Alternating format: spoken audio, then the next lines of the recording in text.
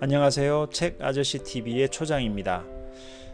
오늘 읽어드릴 책을 소개해 드리겠습니다. 제목은 한계는 내 머릿속에만 있다 입니다. 부제는 인생의 전환점을 만드는 강력한 행동의 법칙입니다.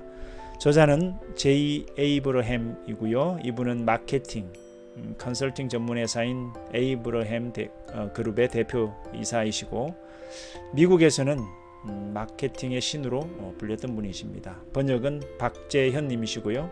출판사는 프롬북스, 그리고 2016년에 출간이 되었습니다. 이 책의 저자는 어린 시절 그 주의력 결핍 장애가 있었고요. 그리고 고졸 출신의 이런 장애를 가지고 있다 보니 변변한 직업도 갖지 못했던 그런 불우한 과거가 어린 시절에 있었습니다.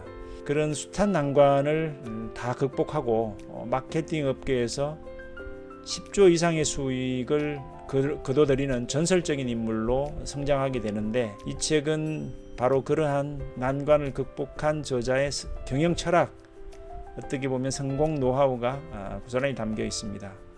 그래서 이 영상이 한 20분 정도 내외의 영상인데, 그 안에 이 책의 모든 내용을 다 담아낼 수는 없다는 것, 그 부분은 미리 양해의 말씀을 드려야 될 것 같습니다. 대신 제가 읽으면서 그 중에서 좀 중요하다고 생각되는 부분들만 일단은 선별해서 영상을 제작했습니다. 그러니까 전체 내용이 궁금하신 분들은 꼭 이 책을 구입하셔서 읽어보시기를 추천드립니다. 그럼 지금부터 책 속으로 함께 들어가 보시겠습니다. 소비자 심리도 모르면서 매출만 말하지 마라. 기술도 학력도 없기에 판매 업무밖에 할 수 없는 게 없었지만 결과적으로는 많은 것을 얻었다. 어떻게 하면 소비자의 구매욕을 자극하고 바이어를 납득시킬 수 있을지, 거부를 당하면 그 이유는 무엇인지 알아야 했다.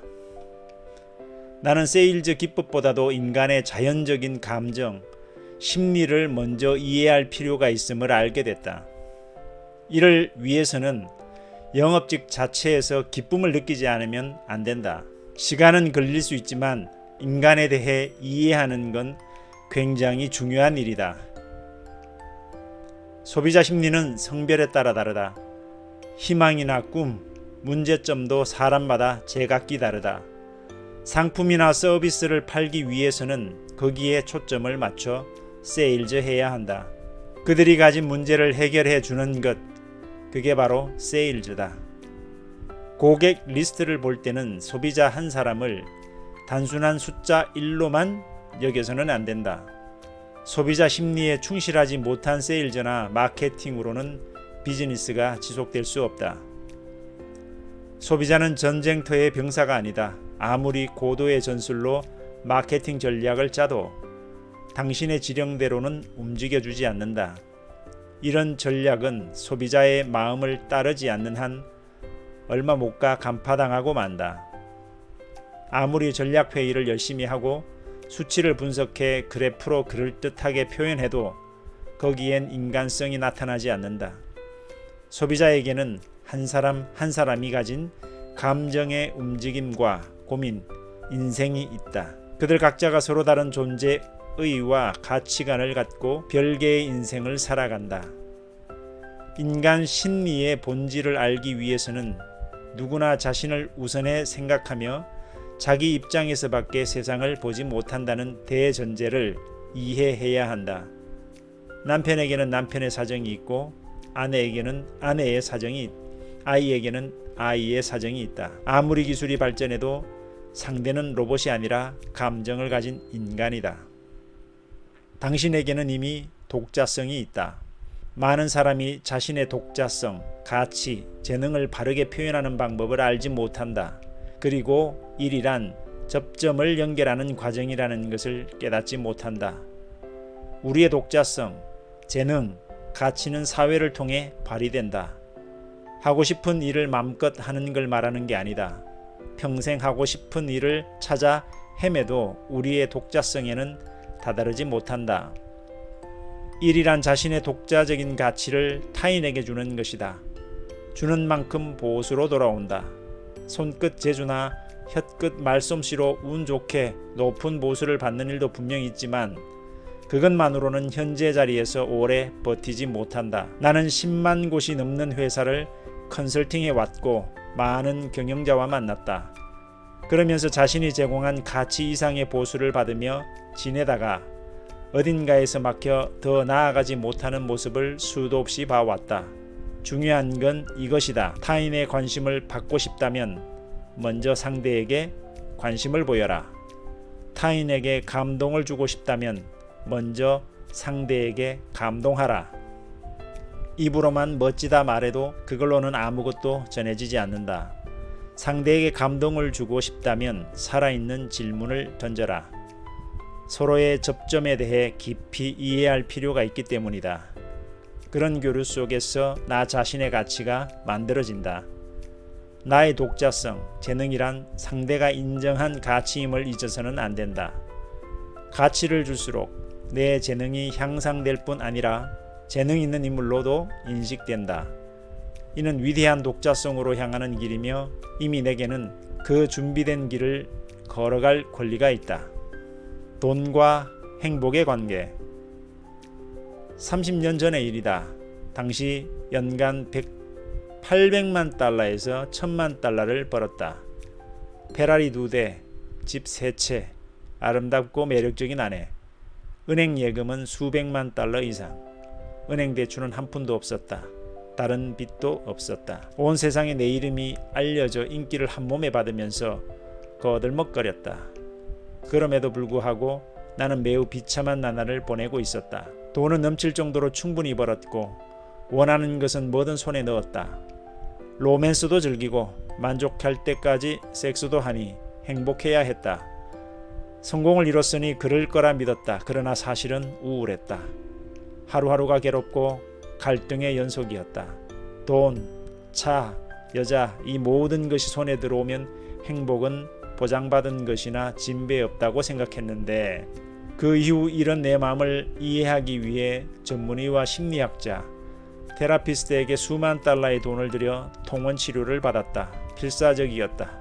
그리고 어느 날 나를 완전히 바꿔놓는 답을 만났다. 어느 테라피스트가 한 말이다. 불행히도 그리고 비극적이게도 사람은 결과에 지나치게 집착한다. 맞다. 수백만 달러를 벌고 높은 지위도 얻고 고급 주택가에 집을 마련하고 매력적인 여성이나 잘생긴 남성이 늘 곁에 있다. 4,000달러짜리 정장을 입고 에스턴 마틴 컨버터블을 탄다. 그런 인생을 사람들은 청명한 하늘 아래 천사가 하프를 연주하는 꿈 같은 것이라 생각한다. 그러나 현실은 정반대였다. 인생이라는 건 결과가 아니라 그 결과에 이르는 과정 그 자체이기 때문이다. 인생엔 보정이 없다. 내일 일이 어떻게 될지 보장할 수 없다. 슬픈 일이지만 건강도 보장할 수 없다.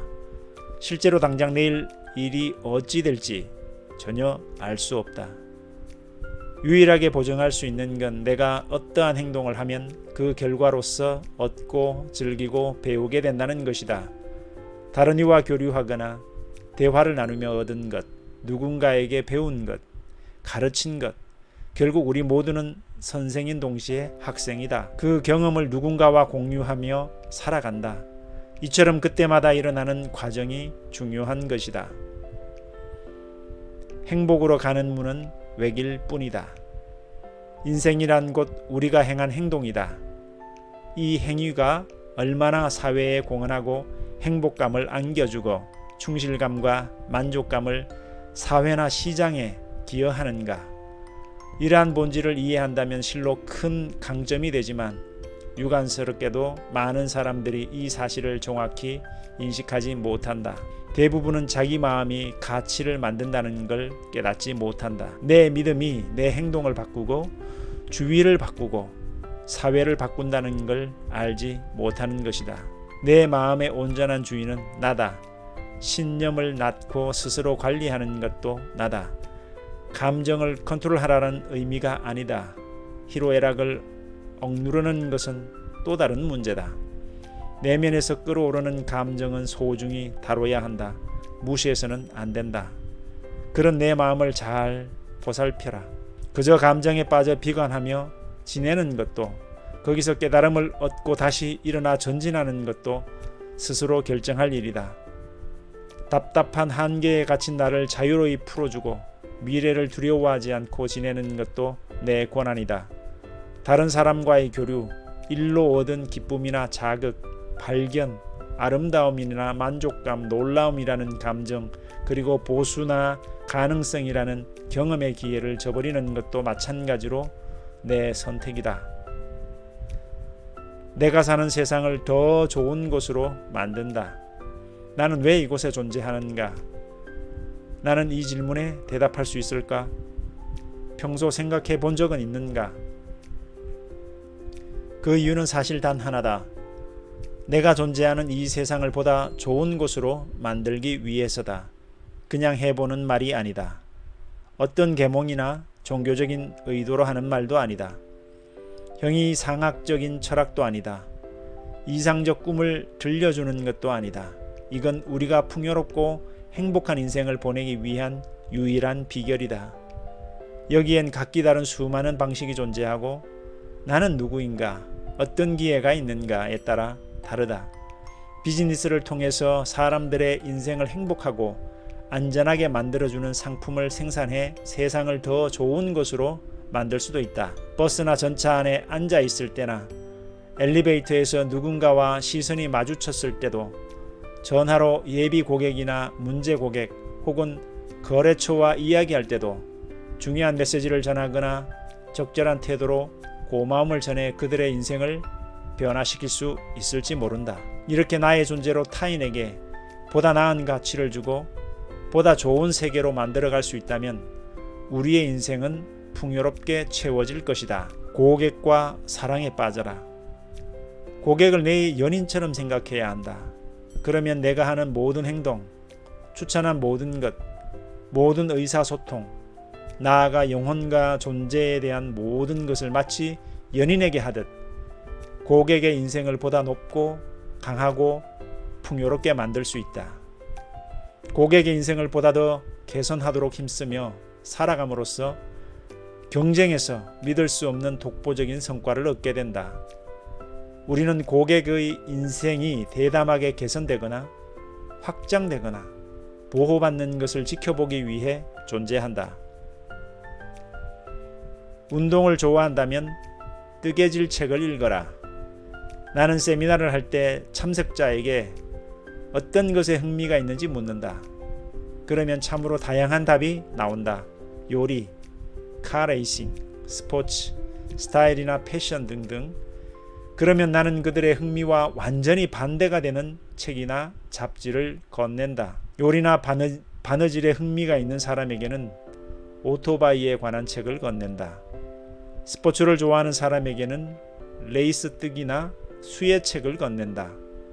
책을 읽고 그중 가장 재밌던 것이나 흥미롭게 생각한 것, 배운 것을 두세 항목 적어 제출하도록 과제를 낸다. 다음 날 아침 그것을 10명씩 모인 그룹의 각 개인에게 나눠준다. 그렇게 그룹 멤버 10명은 제각기 다른 새로운 지식을 발견한다. 지금까지 그 10명은 그 분야에 관심도 없고 이해할 기회조차 없었다. 심지어 그런 게 있다는 것조차 알지 못한 사람들이 짧은 시간에 수십 개의 새로운 발견을 공유하게 된다. 이게 바로 지식의 확장이다. 나는 또한 여행을 권한다. 지금까지 상식이었던 것이 외부 세계에서는 비상식인 경우가 많다. 그렇게 자신의 시야나 사고를 확장시키는 건 매우 의미 있는 일이다. 인생이라는 건 적극적으로 성장하든가 아니면 정체하는 것이다. 늘 성장을 의식하지 않으면 안 된다. 자신의 한계라고 믿었던 것을 넓히고 선입견을 부수는 작업이 필요하다. 군중 심리를 벗어나라. 행복한 결혼을 한 남자가 있었다. 매년 크리스마스가 되면 아내의 친정에서 로스트 비프를 먹으며 함께 시간을 보냈다. 그때마다 남자는 아내와 장모가 요리를 오븐에 넣기 전 소고기 양쪽을 잘라서 버리는 모습을 보았다. 그러고 나서 오븐에서 4시간 정도 구운 뒤에 로스트 비프가 완성됐다. 결혼하고 첫 크리스마스에는 오븐에 넣기 전 날고기 양쪽을 잘라버리는 것에 주의를 기울이지 않았다. 다음 해에도 알아차리지 못했다. 3년째에 겨우 그 남자는 물었다. 아내도 장모도 오븐에 넣기 전에 왜 날고기 양쪽을 잘라버리는지를. 그러자 어머니가 말했다. 내 어머니한테 배웠지.